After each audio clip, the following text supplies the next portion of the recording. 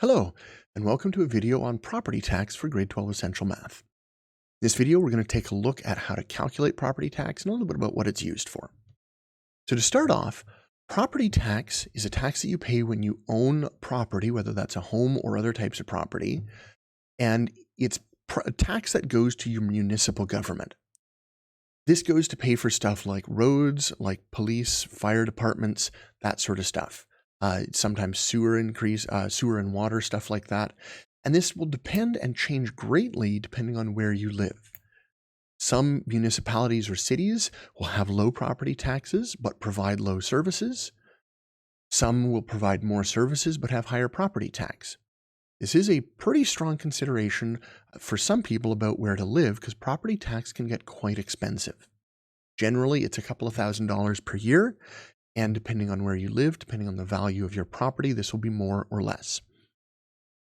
Other things to note, there are stuff like local improvements, which might be road repairs or sidewalks or a bunch of stuff like that. And some of your property tax right now also goes to education. School divisions are funded largely through property tax, and so some of your property tax will go towards paying for schools in your area. Let's take a look at the steps that you need in order to calculate property tax. So here's an overview of the steps for property tax. I like to break this down into 5 steps. One thing to note is when you look at a question on property tax, you will almost never have to do all 5 steps in that question, but you'll have to do, say, steps 3 and 4, or steps 3, 4, and 5, or steps 1 and 2, something like that. So let's go through this. To start off with, the assessed value is the value of the land and the buildings. If you have land worth $100,000 and you have buildings worth $150,000 on it, your total assessed value would be $250,000. Generally, in a city, the land is worth less than the building. However, if you're in the country, you might have quite a lot of land and it might be worth quite a bit more than the house on that land. Your total portioned assessment, you take that assessed value and you multiply it by a portion percent. For each type of land use, whether that's residential land where you have a house, or whether that's commercial, or whether that's agricultural use, there's usually a different portion percentage. For portion percentage, first off, make sure to convert that to a decimal when you're doing this, but usually for residential properties, that's 45% for most municipalities in Manitoba that I've been able to find. When you get to the municipal and education tax, you're using a mill rate. Your mill rate is given as a per $1,000. Remember, for mortgages, per 1,000 means divide by 1,000. So to find your municipal or education tax, you take your total portioned assessment, the answer to part 2, times the mill rate divided by 1,000. You may have more than one mill rate, so it may be worth doing this more than once for municipal, once for education, and figure out how much you're paying for each of those. Local improvement taxes are based on the frontage of your property. Now, the frontage of your property is how much of your property borders the road. This is calculated with a little bit of a complex formula using a line that goes through your property so that people on the corners don't pay more or less than they should. But when you look at your property, it will have a frontage amount, maybe 50 feet, maybe 100 feet, maybe more, and you'll have a rate per foot. This is for stuff like maybe sidewalk repairs, or maybe street lights, or maybe lane oiling or dust control, something like that. The last step here is to find your total property tax. You take your municipal tax, plus your education tax, plus your local improvement tax, add them all up, and usually there's something called a property tax credit. In Manitoba, in the past number of years, there's been a provincial property tax credit, which helps lower your property tax bill. That lowers your bill, so make sure to subtract that. That's an important part. The credit gets subtracted from your property tax bill. So let's take a look at a couple examples here. First one here, this is a question from an old exam. Kelly's statement and demand for taxes is shown here. Your property tax bill will look different than this, and it's actually worth asking to look at one. So ask your family where you live and say, hey, can I see a property tax bill? Because you'll see all of these steps on there and you'll see all of this information on there, which is kind of a useful thing to see. And you should see that at some point. So here we go. We're going to figure out the municipal taxes and the total tax due. If you look back at our steps for property tax, in this case, we need to do step 3 and step 5. That's it. So municipal taxes here, I have my total portioned assessment, or my TPA. I'm going to take that, $128,250 times the mill rate, which is 19.842, divided by 1,000. Mill rate is per 1,000. We're going to divide by 1,000.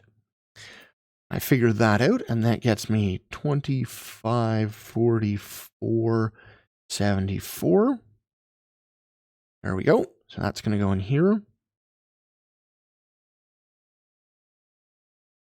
And now I need to figure out the total tax due. So what I'm going to do is I'm going to take that plus my education tax, subtract the credit, and that works out to $4,463.22. So there's my total. Please don't forget to put in your units, your dollar signs there, and don't forget your decimal places here. These need 2 decimals because they're money. So in this case, we have a total tax bill of $4,463.22.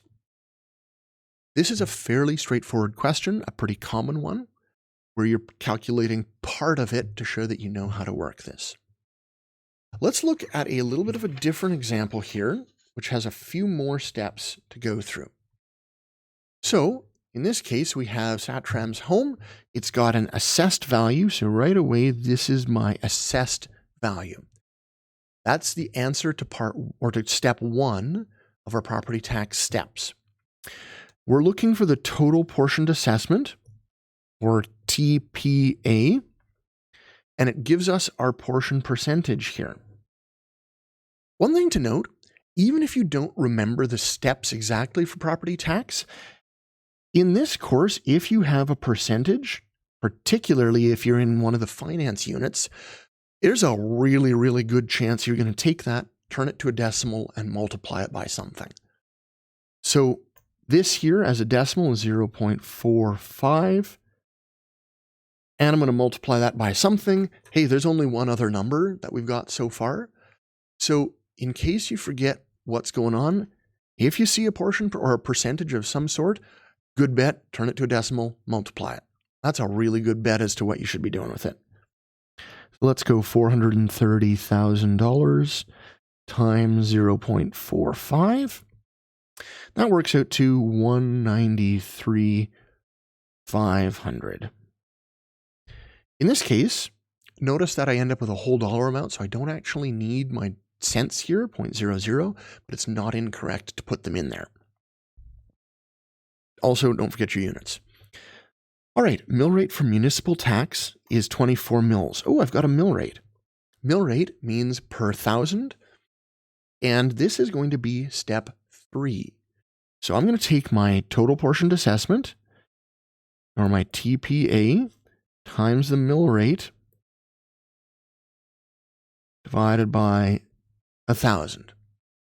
Let's take, here's my total portioned assessment, 193,500 times 24 divided by 1,000, and that works out to 46.44.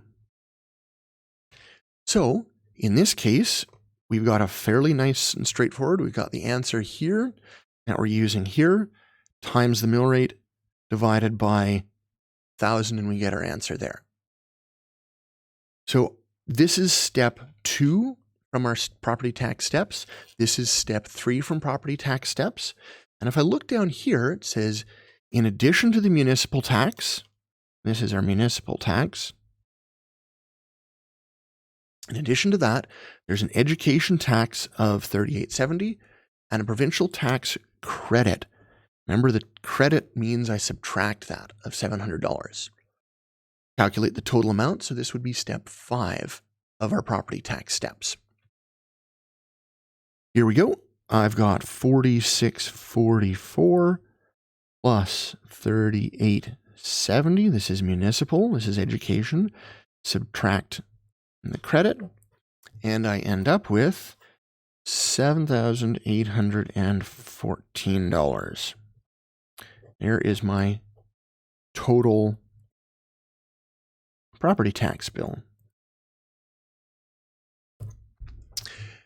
So here we've got different steps to figure out what our property tax is. I'm going to go back to this here where our property tax steps are. This is worth having written down. Put this on your study sheet. This isn't on the formula sheet, but these steps are good because it's important to remember all of the steps, and it's a little fiddly to get through. So I'd strongly recommend having those written down. Hope this has been helpful. See you in the next video.